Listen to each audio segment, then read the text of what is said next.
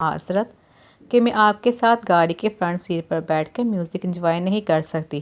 ہاں، مگر ساتھ بیٹھ کر دیر تک باتیں سننا چاہوں گی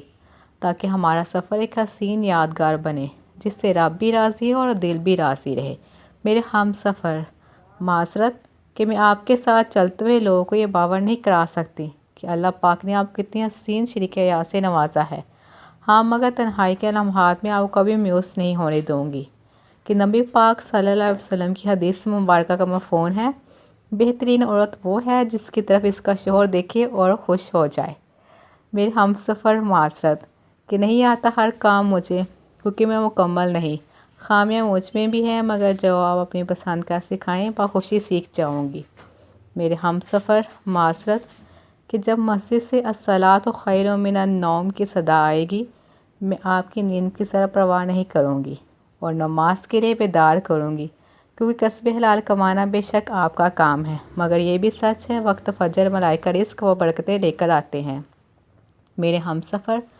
معذرت کہ مجھے پسند ہے گھر کی چار دیواری کیونکہ مجھے اس میں تحفظ کا احساس ہوتا ہے، مگر جو محافظ پن کے ساتھ چلیں گے تو باہر بھی جاؤں گی کیونکہ مجھے آپ پر انحصار کرنا اچھا لگے گا۔ میرے ہم سفر، معذرت کہ شاید سکھا نہ پاؤں آپ کی نسل کو انگریزی زبان، مگر ترتیل سے وہ پڑھ سکیں قرات کے ساتھ قرآن،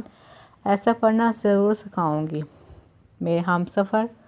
معذرت کہ میں غصے میں کبھی کبھی تلخ بھی ہو جاتی ہوں کیونکہ میں انسان ہوں، انسان میں خامیاں بھی ہوتی ہیں، لیکن کبھی جو خلوص محبت سے کچھ سمجھائیں گے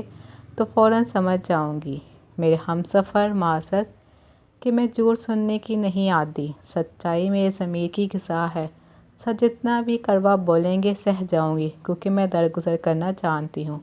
میرے ہم سفر، معذرت رات کو عشاء پڑھوا کر ہی سلاؤں گی کہ میں آپ کے بستر کے نیچے جلتی جہنم کی آگ نہیں دیکھ پاؤں گی۔